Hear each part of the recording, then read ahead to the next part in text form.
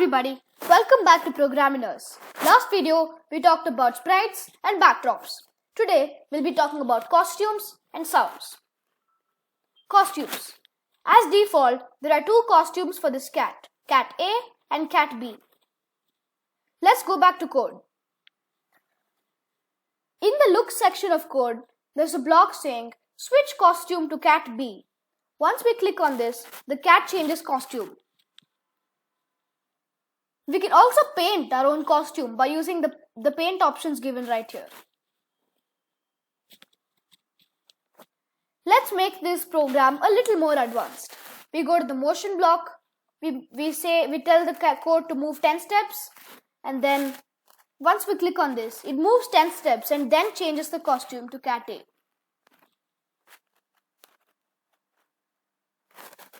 You weren't able to see the cat moving because 10 steps is quite a small number. So as we discussed in the last video, let's change this number. Once we click this, it moves 200 steps and changes to cat A. Let's move the sprite again. Run the code again.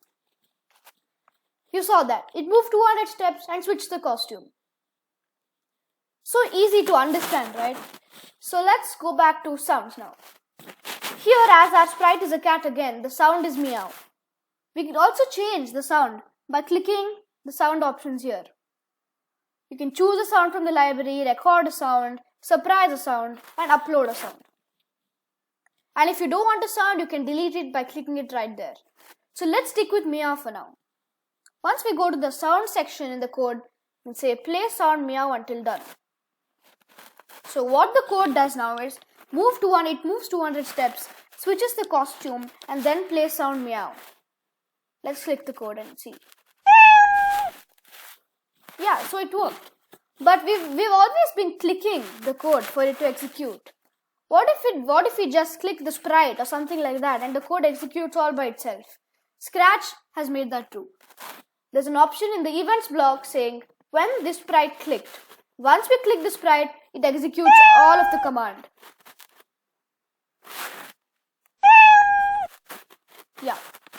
So let's bring the sprite to default position. As you can see, the sprite has gone inside the boundaries. So let's put a block saying, in the motion section, let's put a block saying, if on edge bounce. Yeah, right there. So once we put this code, if the cat is on the edge, it bounces back so that it doesn't go inside the screen. Let's test this now. Because it was inside the screen, it bounced and came to the place where we can see it. So that's a good feature about Scratch. We can also change its position by saying change X coordinate by how much ever you want. Here, let's say 50.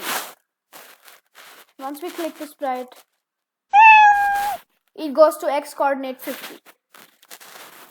So today we talked about sprites.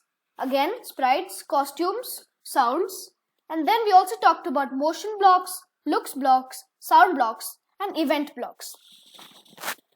I hope you leave your comments in the comment section below so that I can improve my videos.